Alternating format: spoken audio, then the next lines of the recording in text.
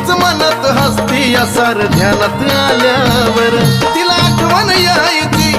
राना मनात राहायची तिला आठवण यायची राना मनात राहायची ताक भाकर खायची अग नजर लागली खंडोबाला बानुबाईची नजर लागली